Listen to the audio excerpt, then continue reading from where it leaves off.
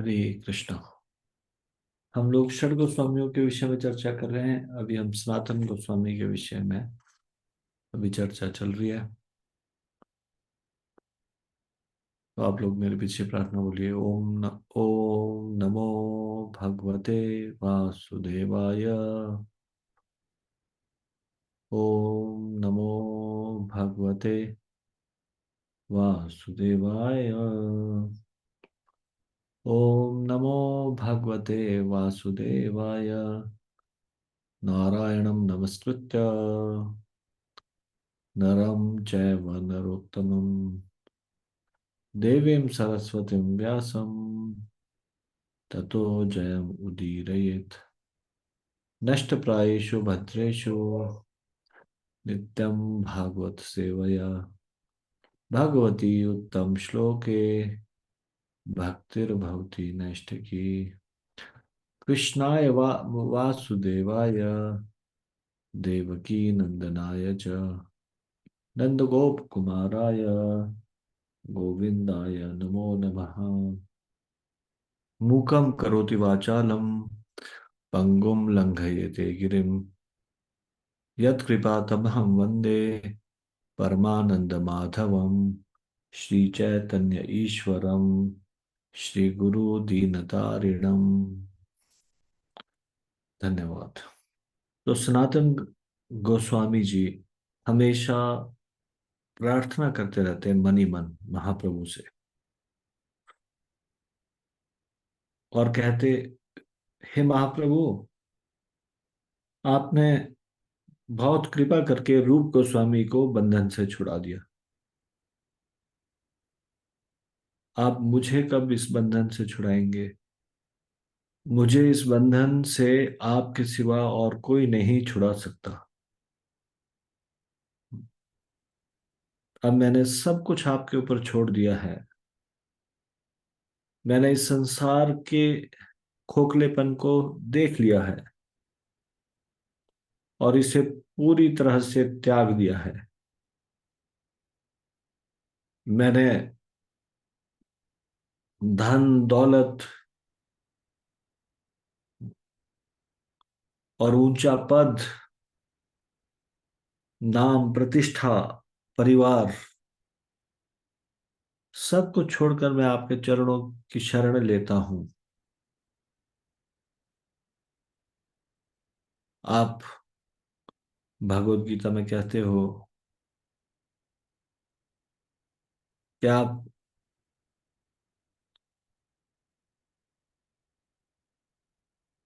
शरणागत को स्वीकार करते हो जो केवल आपको ही जानता हो और किसी को न जानता हो, जो किसी के बारे में और चिंता न करता हो, किसी के ऊपर निर्भर ना हो। मैं ये महसूस करता हूं कि मैं दो जंजीरों से बंधा हूं।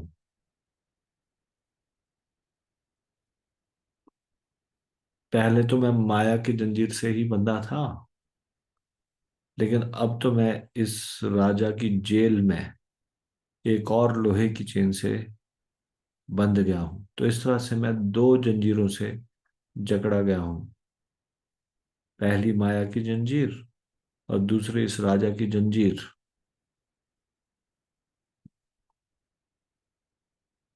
हे महाप्रभु, मैं कब तक इस जेल में सड़ूंगा? कब तक? कृपया करके मुझ पर दया दिखाइए। ऐसे सनातन गोस्वामी प्रार्थना करते हैं महाप्रभु के ऊपर। महाप्रभु को इस तरह से प्रार्थना करते हैं। अभी तो वो जेल में है, लेकिन महाप्रभु के पास ये प्रार्थना पहुंचती है। मतलब महाप्रभु तो भगवान है, और भगवान इस प्रकार से उनके बाहर निकलने का इंतजाम करते हैं। एक गुप्त पत्र रूप गोस्वामी के द्वारा उनको भेजा जाता है। जिसमें रूप गोस्वामी कहते हैं, महाप्रभु ने वृंदावन की यात्रा शुरू कर दी है। वल्लभ और मैं वृंदावन जा रहे हैं। आप जेल के अधीक्षक को घूस दो और अपने बाहर निकलने का इंतजाम करो। मैंने 10,000 स्वर्ण मुद्राएं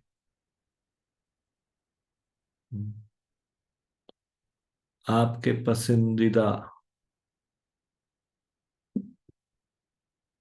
बनिए के पास इसी कार्य के लिए रखे हैं। तो जो जेल का अधीक्षक था, उसका नाम था शेख हाबू। वो सनातन गोस्वामी के प्रति नरम भाव रखता था, क्योंकि जब सनातन गोस्वामी प्राइम मिनिस्टर थे या फिर उपराजा थे, तो उन्होंने उसके उस पर बहुत कृपा की थी, कई बार उसकी सहायता की थी। वो महाप्रभु की सहायता तो करना चाहता है, लेकिन हुसैन शाह के गुस्से से डरता है। सनातन गोस्वामी ने कहा, तुम्हें डरने की जरूरत नहीं है। हुसैन शाह युद्ध में गया है, और अगर वो युद्ध से जीवित लौट आता है तो उसे कहना कि सनातन गोस्वामी शौच के लिए गए थे और वो जंजीरों से जकड़ा हुआ था, लेकिन जंजीरों समेत उसने गंगा में छलांग लगा दी।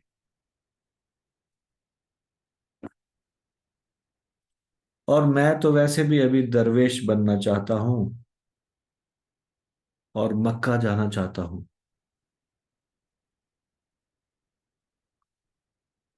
और इस तरह से उसने हम्म, इस तरह से सनातन गोस्वामी ने 7,000 मोहरे उसके सामने रख दी।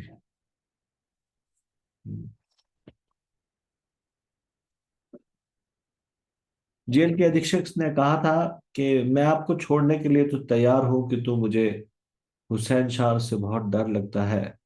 सनातन गोस्वामी ने कहा कि उससे कहना कि मैं काफी देर तक ढूंढता रहा, किंतु वो हथकड़ियों के साथ कूद गया, डूब गया, लहरों में बह गया। हाँ, मैं इस देश में नहीं रहने वाला, तो इसलिए डरने की कोई आवश्यकता नहीं है। मैं तो दरवेश बन जाऊंगा और मक्का जाऊंगा। तो सनातन गोस्वामी ने पहले उनको 5,000 मुद्राएं दे चुके थे, पर अभी भी वो थोड़ा सा पूरी तरह से कन्विंस्ड नहीं लग रहा था। हाँ, सोच रहा था कि क्या करूं, छोड़ूं या नहीं छोड़ूं। तो उन्होंने 2,000 मुद्राएं और दी।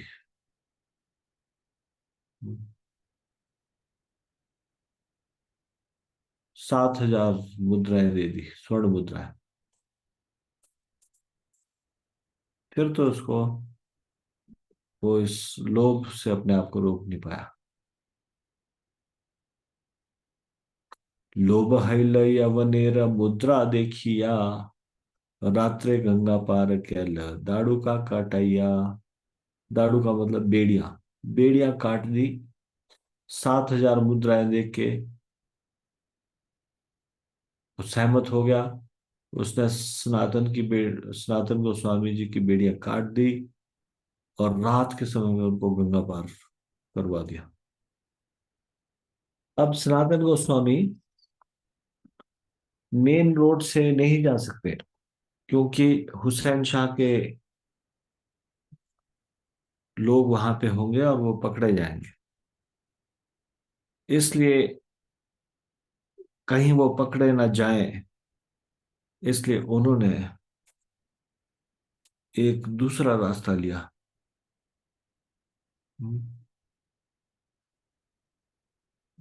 पहाड़ी क्षेत्र से होते हुए एक दूसरा रास्ता, और अपने साथ केवल एक व्यक्ति को साथ लिया। हम्म। कल हमने इस बारे में बात की था, किसी को याद है उस व्यक्ति का नाम? कौन व्यक्ति को साथ लिया उन्होंने अपने साथ? अनम्यूट करके बताओ। सनातन गोस्वामी। हाँ, डायरेक्टली बोल सकते हो। हरे शक- कृष्ण प्रभु गलत हरे था। कृष्ण। भरत प्रभु रामचंद्र। ईशान था।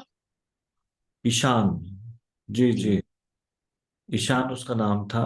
ईशान नामक एक नौकर को उन्होंने अपने साथ ले लिया। वे रात दिन चलते रहे, और वहां पे पात्रा नामक स्थान में वहां पे पहुंचे। पातड़ा पहाड़ी क्षेत्र। तो वहां पे भूमिका लोग होते थे, जमींदार समझ लीजिए। वो अगर कोई उधर से यात्री जाते थे, तो वो उनका काम था, उनके घर में रात को कोई और जगह थी नहीं, तो रात को उनके घर रुक जाते थे लोग। भूमि का मतलब जमीन के मालिक, मतलब जमींदार समझ लीजिए। तो क्या हुआ, जैसे सनातन गोस्वामी वहां पहुंचे, तो वो एकदम से सनातन गोस्वामी का स्वागत करने लगे, बहुत अच्छे से बात करने लगे, बड़ी विनम्रता से बात कर रहे हैं। तो सनातन गोस्वामी को तो वो पहचानते नहीं थे, लेकिन फिर इस ढंग से क्यों उनके साथ व्यवहार कर रहे हैं? सनातन गोस्वामी ने सोचा, ये मेरा इतना सम्मान क्यों कर रहा है? और सनातन गोस्वामी बहुत बुद्धिमान है। नवाब का मंत्री थे सनातन गोस्वामी, कूटनीति को तुरंत समझ लेते थे, ऐसी कोई भी चीज को पहले से अंदाजा लगा लेते थे, बहुत ज्यादा बुद्धिमान थे। तो वो समझ गए कि कोई भी व्यक्ति बिना किसी मतलब के इतनी सेवा नहीं कर सकता, और ये सेवा कर रहा है इतने ज्यादा, जमींदार इतने मीठी मीठी बातें बोल रहा है, इतना ज्यादा सम्मान कर रहा है, तो जरूर कुछ धनराशि के चक्कर में करा होगा। लेकिन धनराशि तो उनका तो एकदम से वेशभूषा ऐसी थी, धनराशि तो नहीं थी।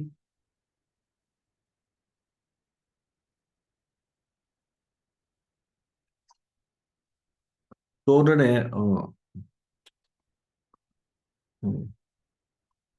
ईशान से पूछा। ये भूमिका ने कहा, आप बहुत आराम से यहाँ पे रहिए आज रात, कल सुबह मेरे लोग आपको इस पर्वत को पार करा देंगे। सनातन गोस्वामी ने 2 दिन से एक निवाला तक नहीं खाया था। उन्होंने स्नान किया, भोजन किया।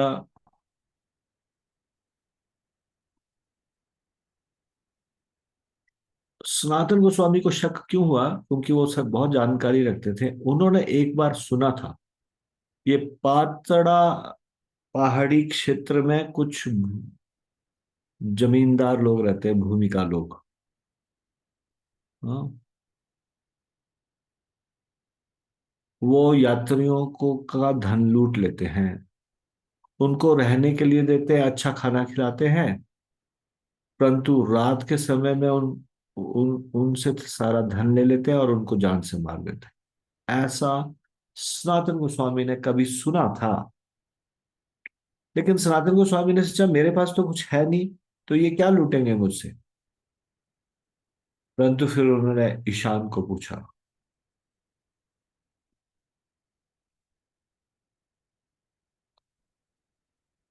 ईशान से पूछा, ईशान, मेरे विचार से तुम्हारे पास कुछ बहुमूल्य वस्तु है। क्या तुम्हारे पास कुछ बहुमूल्य वस्तु है? और ने सोचा ईशान ने कहा, हाँ मेरे पास 7 स्वर्ण मुद्राएं हैं।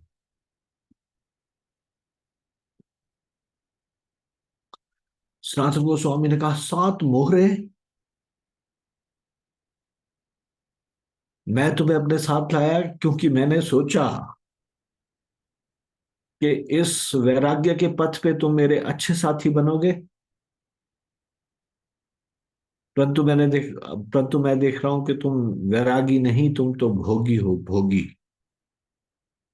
मुझे बहुत दुख हुआ, बहुत निराशा हुई। उन्होंने सनातन गोस्वामी ने 7 मोहरे ईशान के हाथ से ली और भूमिका के पास रख दी, और भूमिका से कहा कि हमारे पास ये 7 स्वर्ण मुद्राएं हैं। कृपया इन्हें ले लीजिए और हमें ये पर्वतीय प्रदेश पार करवा दें। जो भूमिका था, जमींदार था, वो उनकी उनकी इस बात से इतना प्रसन्न हो गया, सनातन गोस्वामी की सिंप्लिसिटी से, उनकी उदारता से बहुत प्रसन्न हो गया। और फिर कहने लगा, आपने मुझे पाप करने से बचा दिया। मेरे ज्योतिषी ने मुझे बताया था कि इन लोगों के पास 8 स्वर्ण मुद्राएं हैं, और मैंने ये योजना बनाई थी कि रात के समय में आप दोनों का वध कर दूंगा और ये धन ले लूंगा।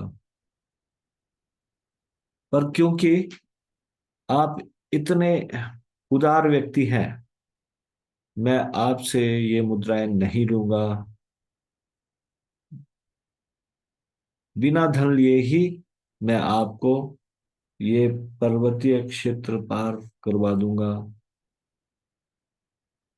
सनातन गोस्वामी ने कहा,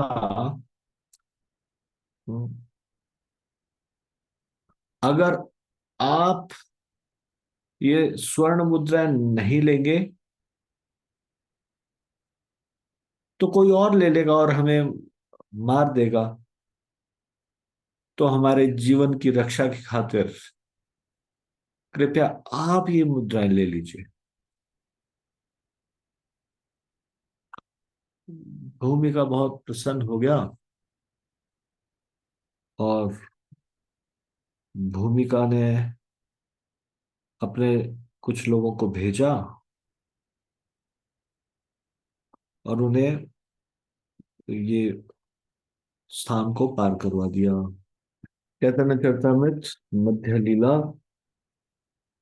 20वें अध्याय का 28वां श्लोक। तो इसमें बताया गया, गढ़ द्वार पथ छड़ीला नाहे तार याई थे, रात्रि दिन चली आईला पातड़ा पर्वते। इस तरह सनातन गोस्वामी छूट तो गए, किंतु वे किले के रास्ते से होकर नहीं जा पाए। वे रात दिन चलकर अंत में पातड़ा पहाड़ी क्षेत्र में पहुंचे, तथा एक भौमिक है तार ठाई गेला, पर्वत पार कर आमा विनती करीला। तो भूमिका भी बोलते हैं कि कहीं कहीं भूमिका लिखा है, कहीं कहीं भौमिक लिखा है। भौमिक और भूमिका एक ही है, वो जमींदार इसका मतलब है।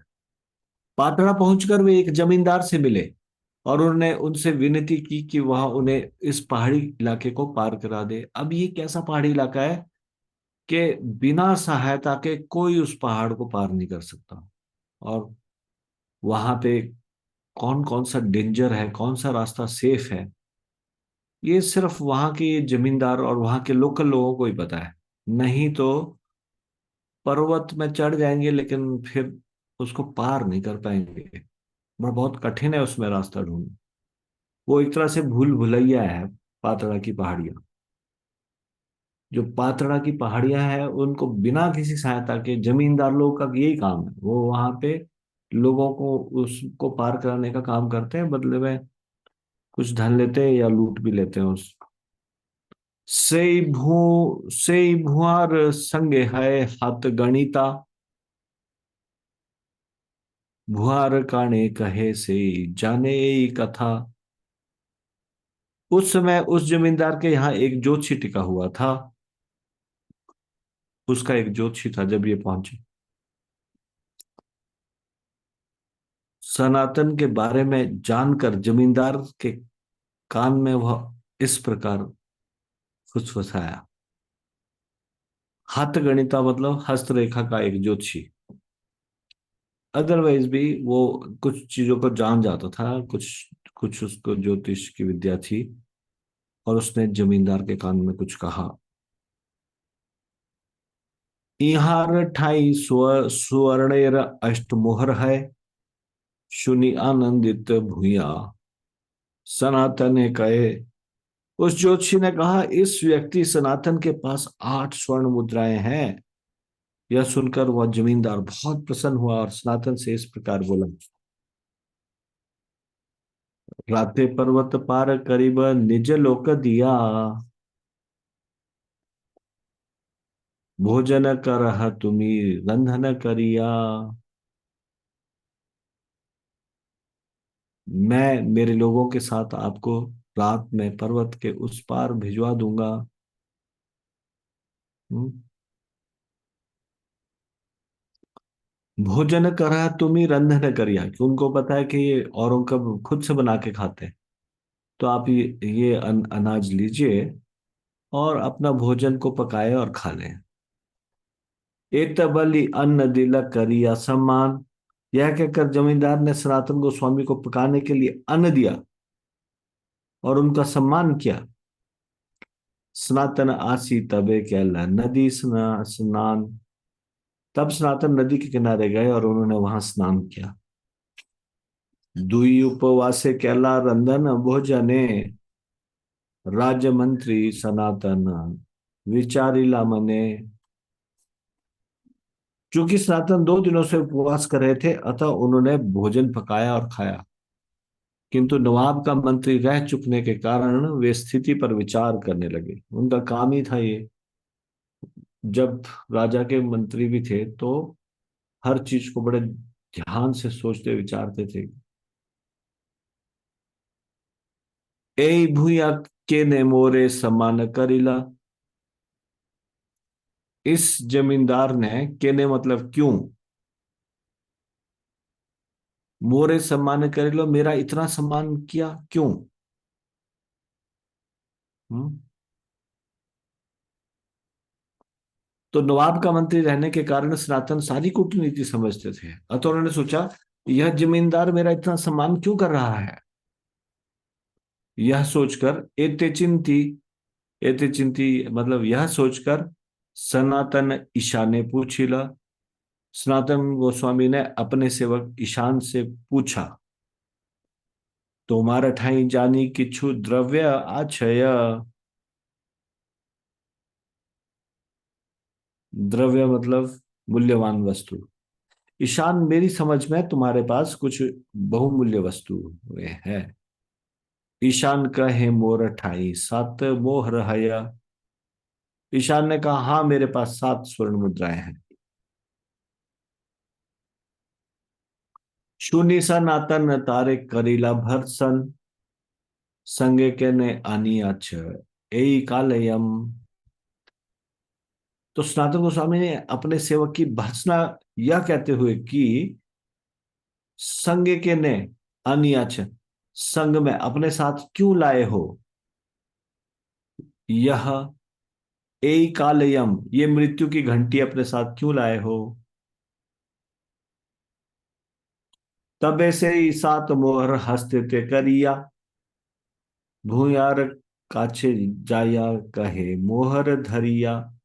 तत्पश्चात सनातन गोस्वामी 7 स्वर्ण मुद्राएं अपने हाथ में लेकर जमींदार के पास गए और उसके समक्ष मुद्राएं रखकर इस प्रकार बोले। ए 7 सुवर्ण मोहर आछिल आमार, इहालय धर्म देखी पर्वत कर पार। मेरे पास ये 7 स्वर्ण मुद्राएं हैं। कृपया इन्हें लीजिए और धर्म समझकर मुझे यह पर्वतीय प्रदेश पार करा दीजिए। राजबंदी आमीगढ़ द्वार जाइते न पारी, पुण्य हबे पर्वत आमा देह पार करी। मैं सरकारी बंदी हूं और मैं किले के परकोटे के रास्ते से नहीं जा सकता। यदि आप यह धन ले लें और मुझे यह पर्वतीय क्षेत्र प्रदेश पार करा दें तो आपको बड़ा पुण्य मिलेगा। भूया हासी कहे आमी जानी अच्छी पहले। अब जमींदार हंसते हुए कहता है कि आपके देने से पहले ही मैं जानता था। अष्ट मोर है तोमार सेवक आंचले, कि आपके सेवक के पास 8 स्वर्ण मुद्राएं हैं। तोमा मारी मोहर लई तम आजिकार राते। आज रात को ही मैं तुम्हें जान से मारकर तुम्हारी ये मुद्राएं ले लेता। अब वो असली बात बता ले। भाल हैल, बहुत अच्छा किया आपने, ये बड़ा अच्छा हुआ। भल हैल कहिला तुम्ही, छुटारेंगा पाप हते। क्या आपने मुझे ये पाप कर्म करने से बचा दिया। संतुष्ट हई लांग आमी, मोहर ना लईब। मैं बहुत संतुष्ट हो गया हूं आपके आचरण से, अत्यंत संतुष्ट हो गया हूं। मोहर ना लईब, अब मैं ये स्वर्ण मुद्राएं नहीं लूंगा। पुण्य लागी पर्वत तो मां पार करी दीब, और केवल पुण्य लाभ ही लूंगा आपसे मैं। कैसे? आपको ये पर्वतीय प्रदेश पार करा दूंगा तो उससे मेरे को पुण्य लाभ होगा। तो मोहरे नहीं चाहिए आपसे अब। गोसाई कहे के हे द्रव्य लईबे आमा मारी, आमार प्राण रक्षा कर द्रव्य अंगीकारी। अब सनातन गोस्वामी उनकी रिक्वेस्ट कर रहे हैं, प्लीज प्लीज ये 7 स्वर्ण मुद्राएं ले लीजिए। यदि आप इन मुद्राओं को स्वीकार नहीं करेंगे तो इन स्वर्ण मुद्राओं के लिए कोई और मेरे को मार डालेगा। अतः अच्छा यही होगा कि आप इन मुद्राओं को स्वीकार करके मेरी प्राण रक्षा करें। तो आप ये 7 मुद्राएं ले लेंगे तो भी आप पुण्य कमाएंगे मेरी प्राण रक्षा करके। नहीं तो कोई और ये मुद्रा ले लेगा। तबे भूया गोसाई रथ संगे चारी पाई का दिला। हम्म। राते राते वन पथे पर्वत पार कैला। इस समझौते के बाद जमींदार ने सनातन गोस्वामी को 4 रक्षक दिए जो उनके साथ जा सके, 4 चौकीदार।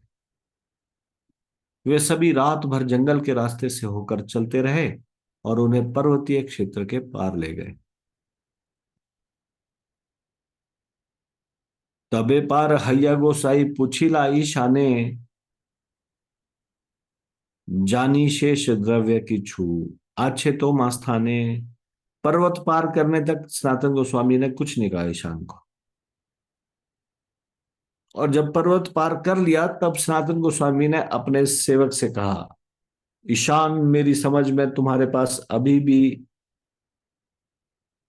स्वर्ण मुद्रा होगी। ईशान कहे एक मोहर आछे अवशेष, गोसाई कहे मोहर लैया जाह तुम देश। ईशान ने उत्तर दिया कि अब भी एक स्वर्ण मुद्रा मेरे पास है। तब सनातन गोस्वामी ने कहा, ये मुद्रा लेकर तुम अपने घर लौट जाओ। तब वो कहते हैं कि मैंने सोचा था तुम वैराग्य के पथ पे एक अच्छे साथी हो, पर मैं देख रहा हूं तुम वैरागी नहीं, तुम भोगी हो, भोगी। क्योंकि सनातन गोस्वामी के पूछने पर भी उसने एक स्वर्ण मुद्रिका छिपा ली थी, पहले साथ ही दी थी। वो तो भौमिक ने बताया था। हम्म, तो 8 मुद्राएं हैं। तो सनातन गोस्वामी को पता चला और एक मुद्रा अभी भी बचा के रखी है, यानी कि अभी भी इतनी आ सकती है सोने की मुद्रा पे।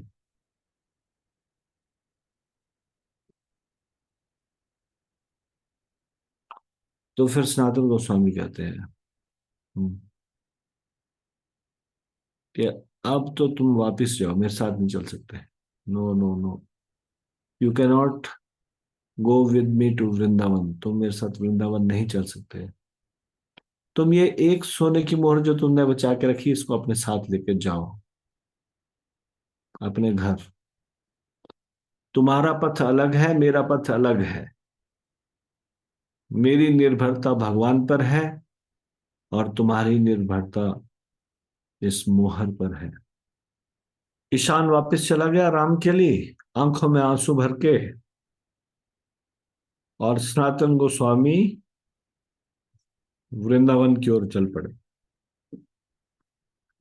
और उसके बाद ईशान को विदा करने के बाद सनातन गोस्वामी हाथ में जल पात्र लेकर अकेले चल पड़े। फटी पुरानी रजाई ओढ़े हुए अपनी सारी चिंताओं से मुक्त हो गए। तारे विदाई दिया गोसाई चलीला, एकला हाथे करोया। करोया मतलब भिखारी का पात्र। छिंडाकांत था। छिंडाकांत था मतलब फटी हुई रजाई। निर्भय है हईला, अब वो बिल्कुल निर्भय हो गए। उनको कोई चिंता नहीं बची है, क्योंकि पैसा है नहीं, कोई चोर आएगा नहीं। हम्म। चली चली गोसाई तबे आईला हाजीपुरे। चलते चलते सनातन गोस्वामी अंततः हाजीपुर नामक स्थान पर पहुंचे। संध्या काले वसीला एक उद्यान भीतरे। और फिर वो संध्या के समय में एक बगीचे के भीतर बैठ गए। से हाजीपुर रहे श्रीकांत तार नाम। तो हाजीपुर में एक व्यक्ति रहता था जिसका नाम श्रीकांत था। गोसाइयर भगिनी पति करे राज काम।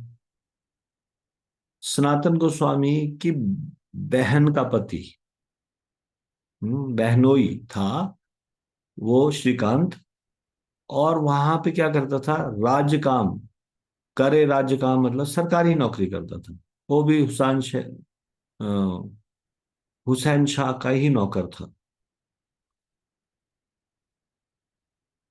3 लक्ष मुद्रा राजा दिया छे तारस्थाने।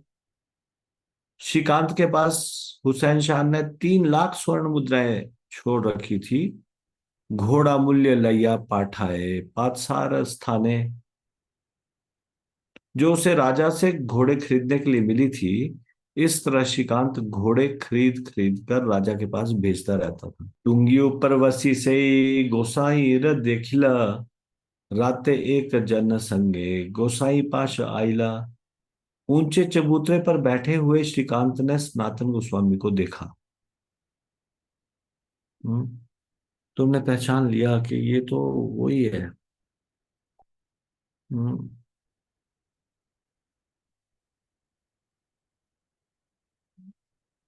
हाजीपुर ये आए थे।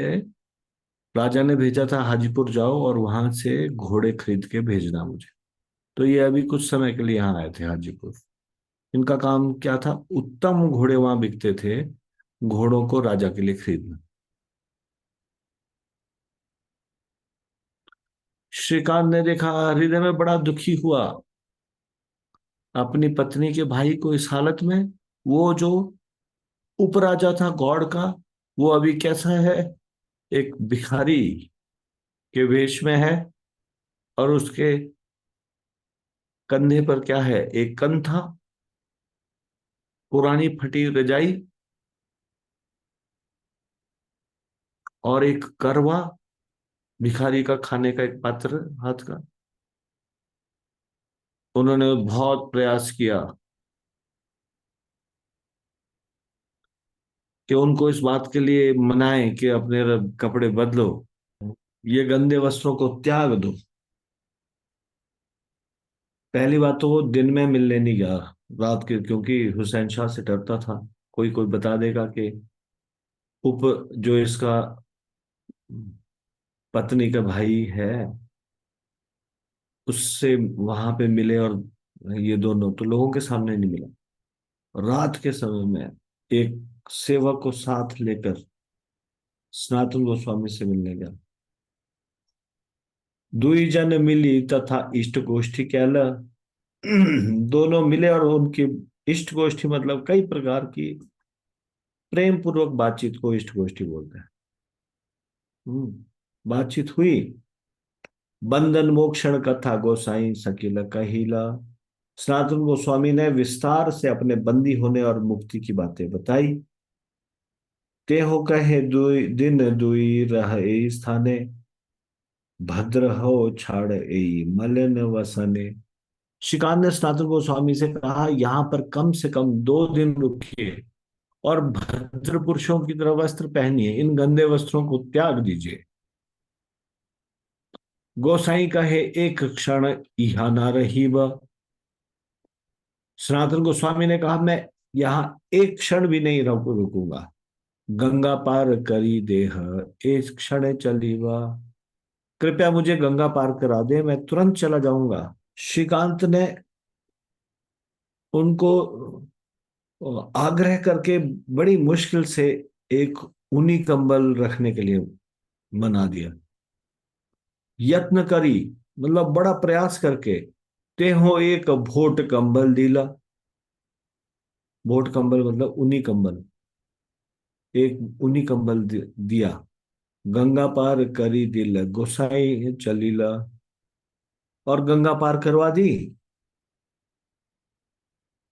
और इस तरह सनातन गोस्वामी फिर वहां से चल पड़े, क्योंकि सर्दी का समय था, ठंडा ठंडा मौसम था, और फटी पुरानी वो जो रजाई थी उससे काम नहीं चलना था। उन्होंने एक बहुत बढ़िया, एकदम महंगा कंबल उनको दे दिया। सनातन गोस्वामी ने वो कंबल अपने कंधे पर लटकाया और वृंदावन की ओर चले गए। वो बहुत तेज गति से चल रहे थे, जितना तेज वो चल सकते थे, क्योंकि वो बहुत ज्यादा उत्सुक थे महाप्रभु से मिलने के लिए। रास्ते में कभी कभी उनको कुछ खाने के लिए मिलता, कभी कुछ भी नहीं मिलता। कभी वो सोते और कभी वो बिल्कुल सो भी नहीं पाते।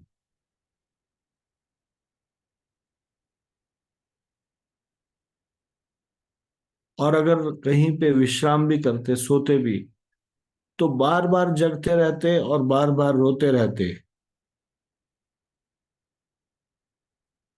महाप्रभु की को याद करके।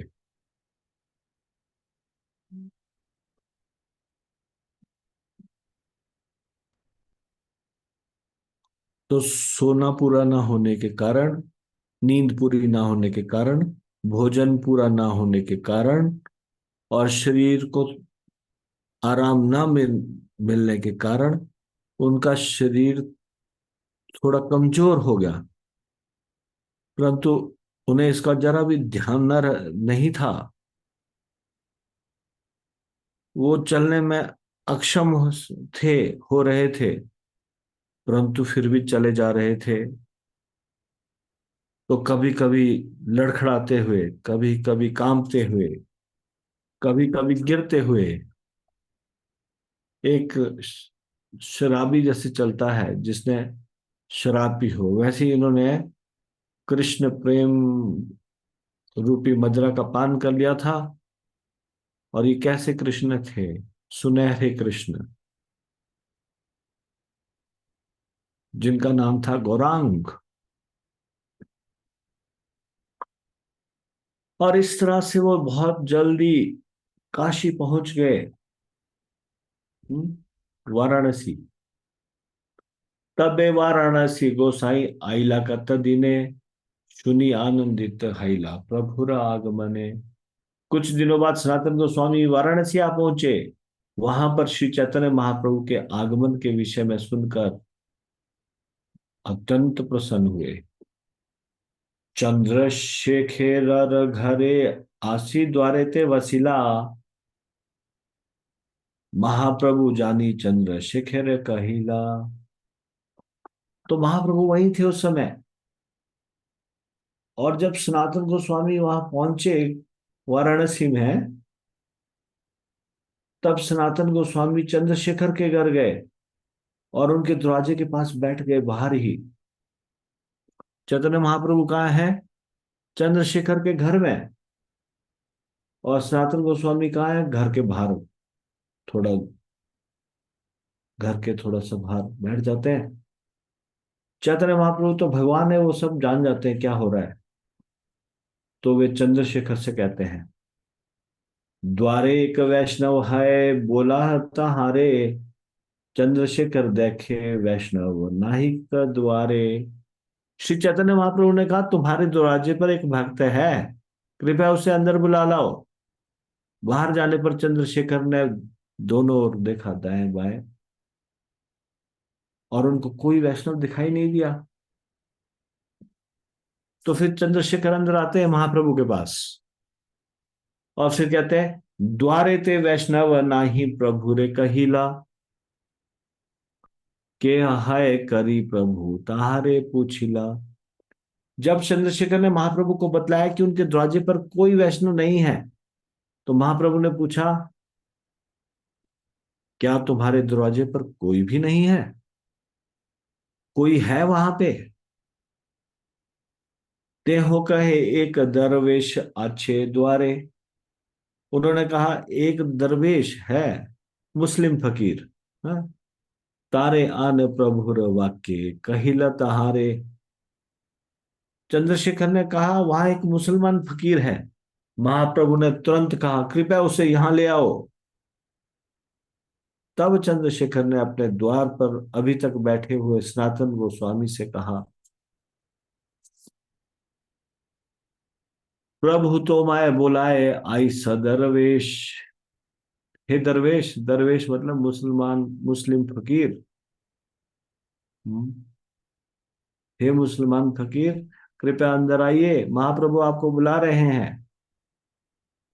सुनी आनंद सनातन करीला प्रवेश। यह आदेश सुनकर सनातन गोस्वामी अत्यंत आनंदित हुए और चंद्रशेखर के घर में प्रविष्ट हुए।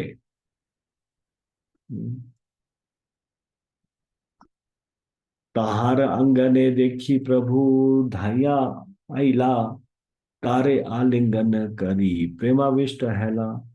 श्री चैतन्य महाप्रभु सनातन गोस्वामी को आंगन में लाए हुए देखते ही तेजी से उनके पास गए और उनका आलिंगन किया और स्वयं प्रेमावेश से भाव विभोर हो गए।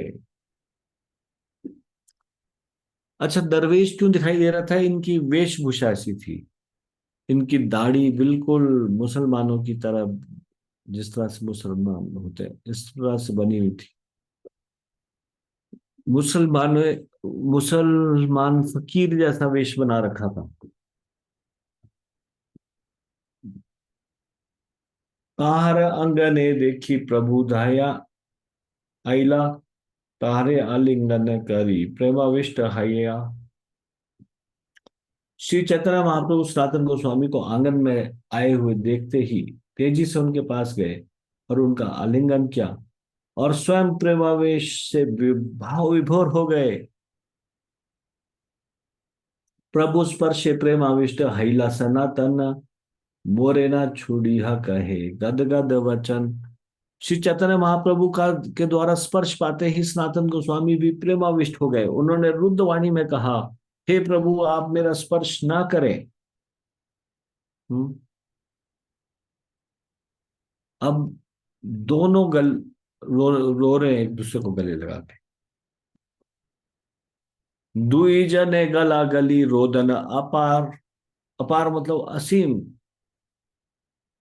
रुदन हो रहा है दोनों के बीच में, और दोनों ने एक दूसरे को भिगो दिया आंसुओं से।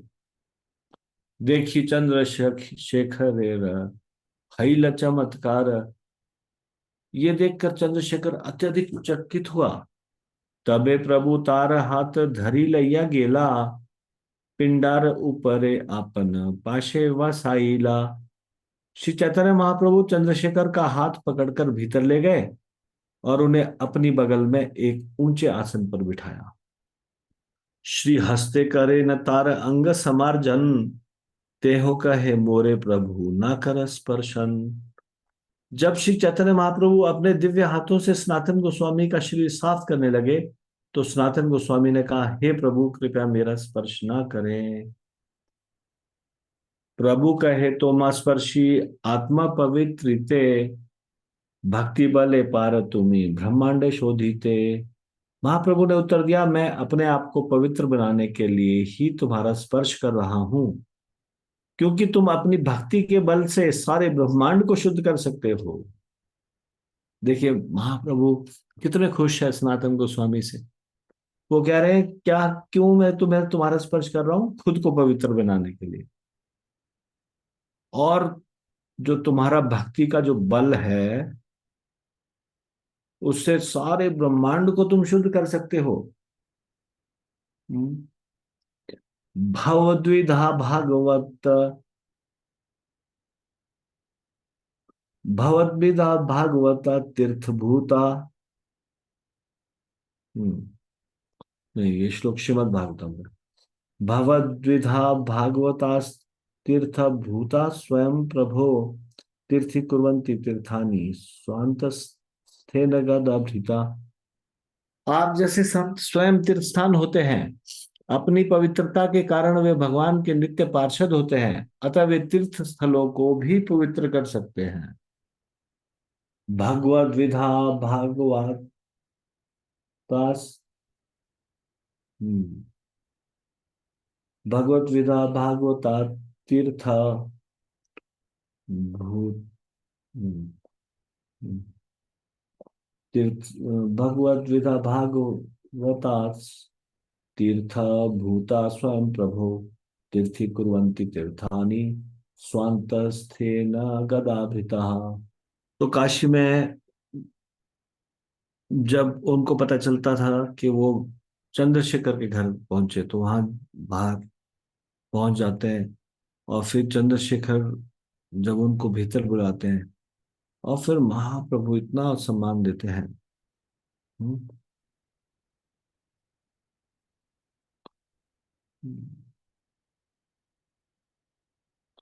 सनातन गोस्वामी तड़फ रहे थे महाप्रभु से मिलने के लिए, लेकिन अपने को निम्न समझकर दरवाजे पर बैठे थे। अंदर जाने की हिम्मत नहीं थी। वो अपने आप को निम्न समझते थे। कितने आश्चर्य की बात है, सनातन गोस्वामी जो कि उपराजा थे, प्रधानमंत्री थे एक बड़े राज्य के, और जिनके दरवाजे पर बड़े बड़े लोग इंतजार करते थे, जो बहुत ऊंची पदवी पे थे, आज चंद्रशेखर के दरवाजे पर बैठे हैं और अपने आप को इतना निम्न मान रहे हैं कि वो दरवाजा खटखटाने की भी हिम्मत नहीं कर रहे। तो ये क्या है? ये भक्ति का के कारण ऐसा होता है। भक्ति का रिजल्ट है ये, विनम्रता। भक्ति और विनम्रता साथ साथ चलती है। विनम्रता का गायब हो जाना मतलब भक्ति का गायब हो जाना। भक्ति को विनम्रता की मातृ भी कहा गया है, मदर ऑफ ह्यूमिलिटी। ये एक भक्त को बहुत विनम्र बना देती है। चाहे वो व्यक्ति कितना भी महान हो, अपने आप को छोटा समझना शुरू करता है, निम्न से भी निम्न। वो बहुत पवित्र होने पे, पूजनीय होने पे भी अपने आप को अपवित्र और अछूत समझता है। और हालांकि भक्ति का भंडार उसके पास होने के बावजूद भी वो समझता है कि उसके पास एक बूंद भी भक्ति की नहीं है। वो अगर भगवान के नजदीक भी हो, तो भी वो दरवाजा खटखटाने से भी हम्म, झिझकता है।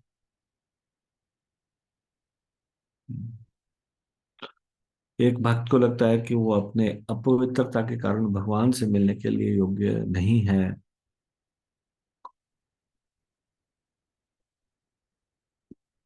ऐसा वो जानबूझ के नाटक नहीं करता, ऐसा उसको सच में लगता है। वास्तव में उसको ऐसा लगता है कि वो सच में बहुत निम्न है। परंतु ऐसे शुद्ध भक्त को भगवान के पास पहुंच के दरवाजा खटखटाने की जरूरत नहीं है। जो उसके भीतर अग्नि जल रही है, बिछो की, भगवान से बिछो की, और एक तीव्र इच्छा है भगवान से मिलने की, ये एक डोर बेल का कार्य करती है, कॉल बेल का। और इस तरह से जैसे वो चंद्रशेखर महाप्रभु के पास लाए जाते हैं, एकदम से वो अपने स्थान से उठ के नंगे पैर दौड़कर उनको गले लगा लेते हैं। महाप्रभु के प्रिय सनातन अब आ चुके हैं। हम्म, और इस प्रकार से वो भगवान का नाम लेते हुए उनकी ओर जाते हैं, उनको गले लगाते हैं, और वो सनातन गोस्वामी को गले लगाते हैं। मेरे सनातन, मेरा जीवन, मेरी आत्मा।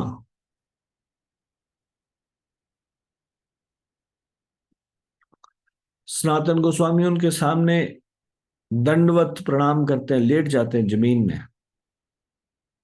जैसे कि एक अपराधी की भांति, जैसे कोई अपराधी हो। महाप्रभु उनको उठाना चाहते हैं, गले से लगाना चाहते हैं। सनातन गोस्वामी एक कदम पीछे हट जाते हैं। हे प्रभु, मैं बहुत निम्न हूँ, एक भौतिक व्यक्ति हूँ, और मुसलमानों की सेवा में रहा हूँ। मैं आपके द्वारा छूने के योग्य नहीं हूँ, कृपया मुझे मत छूइए। नहीं नहीं सनातन। हम्म, ये तुम्हारी विनम्रता, ये मेरे हृदय को पिघला देती है।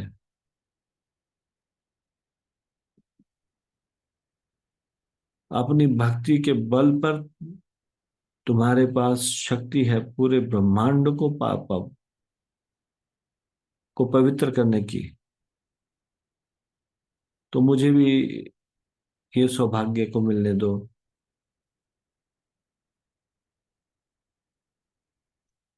और इस तरह से दोनों ने एक दूसरे को अपने बाहुपाश में जकड़ लिया, और एक दूसरे को अपने आंसुओं से नहला दिया। महाप्रभु ने उनको अपने साथ में बिठाया, और उसके बाद उनको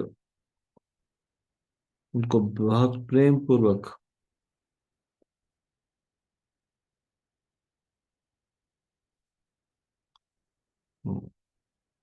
बिठा के प्रेम प्रेम पूर्वक उनसे प्रश्न पूछा, आप जेल से कैसे निकले।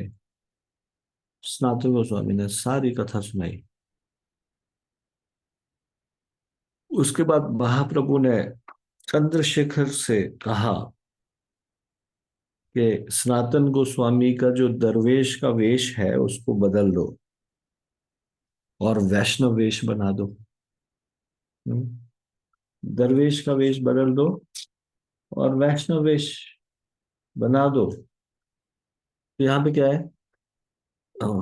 ऐसा कहने से पहले चैतन्य चरितमृत में होता है, एतक ही कहे प्रभु शुन सनातन, कृष्ण बड़ा दयामय पतित पावन।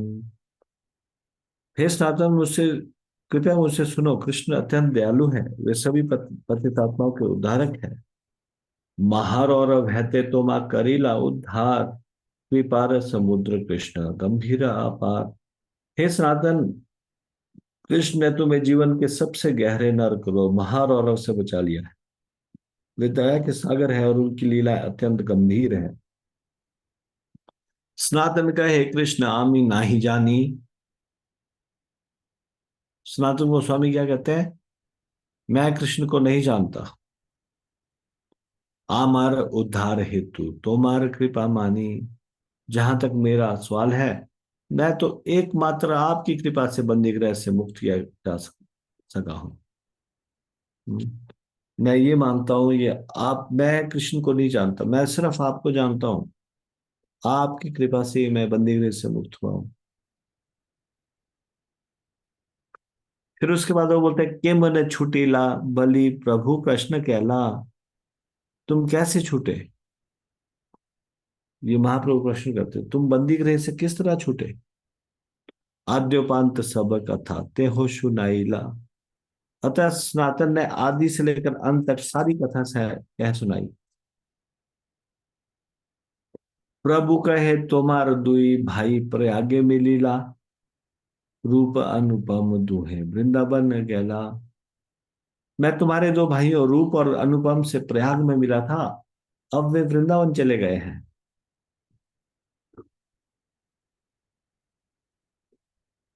तपन मिश्रे रे आर चंद्रशेखर रे। प्रभु आज्ञाए सनातन मिलीला दोहारे। तो महाप्रभु के आदेश से सनातन गोस्वामी तपन मिश्र तथा चंद्रशेखर दोनों से मिले। हम्म। तपन मिश्र तब एक तारे कैला निमंत्रण। प्रभु कहे क्षौर कराह यह सनातन। तब तपन मिश्र ने सनातन गोस्वामी को निमंत्रण दिया और श्री चैतन्य महाप्रभु ने सनातन से कहा कि वे अपने बाल कटवा लें। हम्म। चंद्रशेखर रे प्रभु कहे बोलाइया। चैतन्य महाप्रभु ने चंद्रशेखर को बुलाकर कहा, ए वेश दूर कर। ये दरवेश का जो ये वेश है, इसको दूर करो। यहाँ या जा यहाँ रे लैया। और इनको लेके जाओ अभी। भद्र कराइया तारे गंगा स्नान कराइला। तब चंद्रशेखर ने सनातन गोस्वामी को भद्र पुरुष की तरह बना दिया। शेखर आनिया तारे नूतन वस्त्र दिला। उन्होंने उन्होंने उन्हें गंगा स्नान कराया और बाद में नए कपड़े दिए। भद्र कराइया का मतलब है लंबे बाल, मूछे, दाढ़ी। हाँ, ये सारा का सारा। ये बाल कटाने के लिए बाल बाल कटवा लिए। हम्म।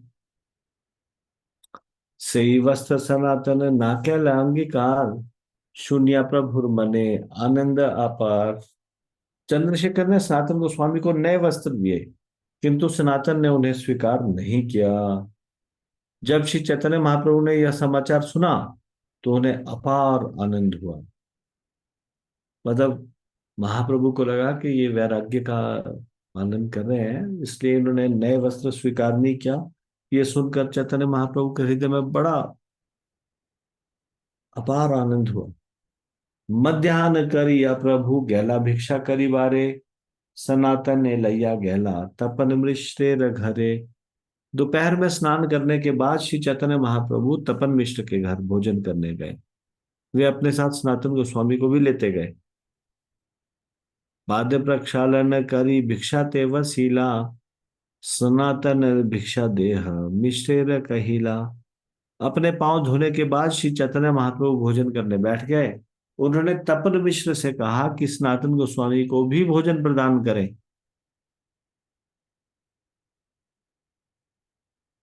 मिश्र कहे सनातनेर किछु कृत्य आछे। तुम्ही भिक्षा कर प्रसाद तारे दी पाछे।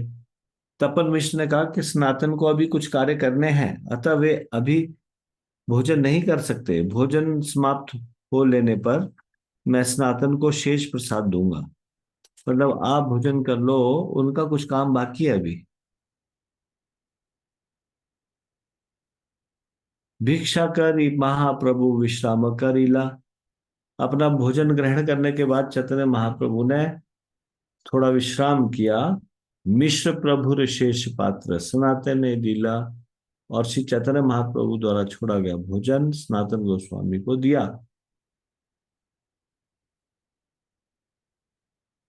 मिश्रसन नातने दिला नूतन वसन, वस्त्र नाही नीला ते हो केल निवेदन। जब तपन मिश्र ने सनातन को नया वस्त्र दिया तो उन्होंने नहीं लिया। अभी तो उन्होंने इस प्रकार कहा, मोरे वस्त्र दीते यदि तुम्हार है मन। अगर आपका मन है कि मेरे को वस्त्र देने ही है, निज परिधान एक देह पुरातन, तो आप मुझे अपना पहना हुआ कोई पुराना वस्त्र दे दें। तब ए मिश्र पुरातन एक धोती दिला। तब तपन मिश्र ने सनातन को एक पुरानी धोती दी। तेहो दुई बहिर्वास कॉपी न करीला। तो सनातन ने उसे फाड़कर दो अंगोछे और एक कौपिन बना दिया। अगले दिन महाप्रभु सनातन को एक महाराष्ट्र के ब्राह्मण से मिलाते हैं, जो कि एक भक्त होता है। और ब्राह्मण उनसे प्रार्थना करते हैं कि जब तक वो काशी रहे, कृपया उन्हीं के घर पे भोजन ग्रहण करें।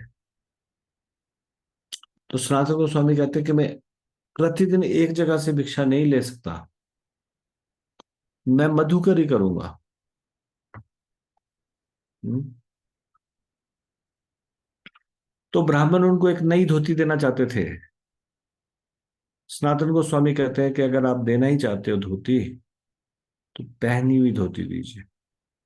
और फिर वो ब्राह्मण वैसे ही कार्य करते हैं, एक पहनी हुई धोती देते हैं।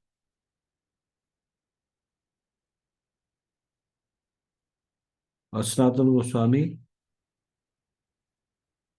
डोरा कॉपिन बनाते हैं और बहिर्वास बनाते हैं। अब क्या है, अब वो एकदम से वैष्णव साधु दिखाई दे रहे हैं, उनके लंबे लंबे बाल सारे काट दिए गए हैं। हम्म, उनका हेड शेव हो गया। हम्म, और वैष्णव वेशभूषा, वैष्णव तिलक। महाप्रभु देख के बहुत प्रसन्न हुए। लेकिन ये बड़ी अद्भुत घटना है कि महाप्रभु हम्म, बार बार सनातन गोस्वामी की ओर देख रहे थे, उस कंबल की ओर देख रहे थे जो उन्होंने ओढ़ा हुआ था। हम्म। सनातनेर वैराग्य प्रभुर आनंद अपार। सनातन गोस्वामी के वैराग्य से उनको बड़ा आनंद आया, क्योंकि वो ब्राह्मण के घर रोज खा पाएंगे, उन्होंने मना किया, मधुकिरी अपनाएंगे। इसको सुन के बहुत खुश हो गए।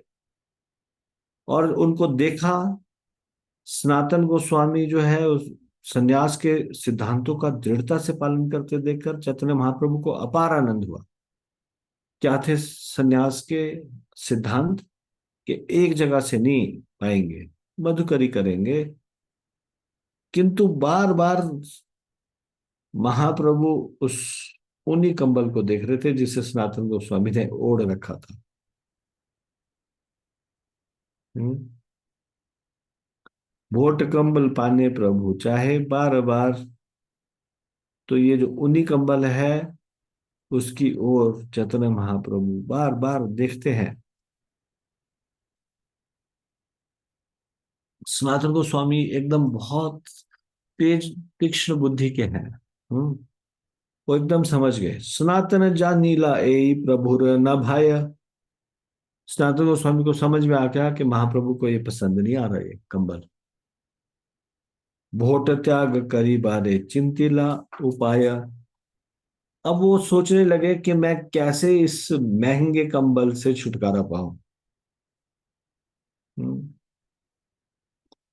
महाप्रभु को की बात को समझ गए, उनके मन को पढ़ लिया कि बार बार इसलिए देख रहे हैं कि बाकी सब तो ठीक है, वैराग्य बहुत अच्छा, वैराग्य के रास्ते पे अच्छे से आगे बढ़ रहे हो, लेकिन क्या इतना महंगा कंबल।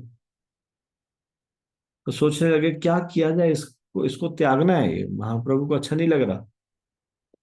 इत चिंति गेला गंगाए मध्यान्ह करीते। हम्म। दोपहर के टाइम में गए, फिर ये सोच कर, चिंता करते हुए गंगा के किनारे जाते हैं दोपहर के समय में। एक गौड़िया कांथा धुइया दीछा दिया छे शुकाई थे। एक बड़ा पुराना सा गुदड़ी, कांथा मतलब गुदड़ी मतलब फटा पुराना की रजाई, वो धो के किसी ने बिछाई थी सुखाने के लिए, एक बंगाली वैष्णव ने। एक बंगाल के एक साधु ने अपनी गुदड़ी को धोकर सुखाने के लिए फैला रखा था। तारे करे और है भाई करो उपकारे। सनातन गोस्वामी उनके पास जाते हैं और बोलते हैं, हे भाई मेरे ऊपर एक उपकार करो। एई भोट लैया, एई कांथा दे हम मोरे। इस ऊनी कंबल के बदले में अपनी गुदड़ी मुझे दे दो। सेई कहे रहस्य कर प्रामाणिक हैया, बहुमूल्य भोट दिबा के न कांथा लैया। फिर वो साधु थोड़ा सीरियस हो गया, बंगाल के जो साधु था। वो बोलते हैं, हे महाशय, आप तो एक भद्र व्यक्ति लगते हैं, आप मेरे साथ ये मजाक क्यों कर रहे हैं? आ, आ, माना मेरी रजाई फटी हुई है, पर इसका मतलब आपका कंबल बहुत महंगा कंबल है, लेकिन आप मेरे साथ इस तरह का मजाक क्यों कर रहे हैं कि आप कह रहे हो कि ये महंगा कंबल लो और वो फटी रजाई दो। हम्म मेरी फटी गुदड़ी से आप अपना कंबल, कीमती कंबल क्यों बदलना चाहते हैं? तेहो कह रहस्य नहे कही सत्यवाणी, भोटल है तुम्ही देह मोरे कांता खानी। सनातन गोस्वामी ने कहा, मैं मजाक नहीं कर रहा, मैं परिहास नहीं कर रहा, मैं सच कह रहा हूं, कृपया अपनी फटी गुदड़ी के बदले में यह कंबल ले लें। एता बोली कांथा लैला, भोट तारे दिया, गोसाई रट हाई आईला कांथा गले दिया। यह कहकर सनातन गोस्वामी ने कंबल को गुदड़ी से बदल दिया। फिर वे अपने कंधे में वह गुदड़ी डाले श्री चैतन्य महाप्रभु के पास लौट आए।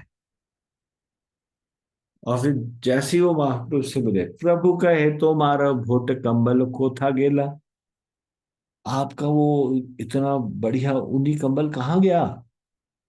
प्रभु पदे सब कथा गोसाई कहिला। तब सनातन गोस्वामी ने महाप्रभु से सारी कहानी सुनाई। और फिर चैतन्य महाप्रभु क्या कहते हैं? चैतन्य महाप्रभु एकदम प्रसन्न हो जाते हैं। वो बोलते हैं, प्रभु कहे ये आमी करिया छी विचार, विषय रोग खंडाइल कृष्ण जे तोमार, से कहने राखी बा तोमार शेष विषय भोग, रोग खंडी सद वैद्य ना राखे शेष रोग। तब श्री चैतन्य महाप्रभु ने कि मैं पहले ही इस विषय पर विचार कर चुका हूँ, क्योंकि भगवान कृष्ण अत्यंत दयालु है। अतएव उन्होंने भौतिक वस्तुओं के प्रति तुम्हारी आसक्ति को खंडित कर दिया है। भला कृष्ण तुम्हें भौतिक आसक्ति का अंतिम चिन्ह भी क्यों रखने देते? रोग को नष्ट करने के बाद अच्छा वैद्य रोग के किसी भाग को बचा रहने नहीं देता। तीन मुद्रा भोट गाय मधुकरी ग्रास, धर्म हानि है लोक करे उपहास। फिर चैतन्य महाप्रभु कहते हैं, मधुकरी का अभ्यास तथा बहुमूल्य कंबल ओढ़ना ये पारस्परिक विरोधी है। हम्म तीन मुद्रा र भोट मतलब 3 सोने की मुद्रा के मूल्य वाला कंबल था। इतना अच्छा, इतना महंगा कंबल था। हम्म और फिर उसके साथ साथ उस कंबल को ओढ़ के फिर मधुकरी करना, ये तो धर्म की हानि है। इससे तो लोक करे उपहास, ये तो लोग मजाक उड़ाते हैं इसका, हंसी का पात्र। कैसे? कंबल तो कंधे पे लिया है 3 सोने की मुद्रा का, और कर कह रहे हैं मधुकरी। गोसाई कहे ये खंडीला कु विषय भोग, तार इच्छा गेल मोर शेष विषय रोग। सनातन गोस्वामी ने उत्तर दिया, पूर्ण पुरुषोत्तम भगवान ने मुझे इस भौतिक संसार के पापमय जीवन से बचा लिया है। उनकी इच्छा अनुसार भौतिक आकर्षण का मेरा अंतिम चिन्ह भी अब चला गया है।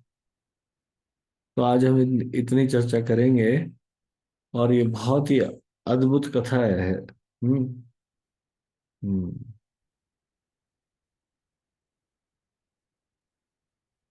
खास करके ये जिसमें कि वो भिखारी कहता है, मैं भी भिखारी हूँ, तुम भी भिखारी हो। हाँ। तुम्हें तुम्हें ये बिल्कुल सही अच्छा नहीं है कि तुम मेरा मजाक उड़ाओ मेरी गुदड़ी के लिए। हम्म। क्योंकि तुम्हें किसी ने ये महंगा कंबल दे दिया इसका मतलब ये नहीं कि तुम मेरा उपहास उड़ाओ। लेकिन महाप्रभु ने कैसे, सॉरी, सनातन गोस्वामी ने उनको विश्वास दिला दिया, नहीं नहीं मैं मजाक नहीं कर रहा हूँ, आप सच में मेरे कंबल रख लीजिए। गुदड़ी को लेके महाप्रभु के पास आते हैं। महाप्रभु का चेहरा खिल उठता है एकदम से। हम्म। हम्म।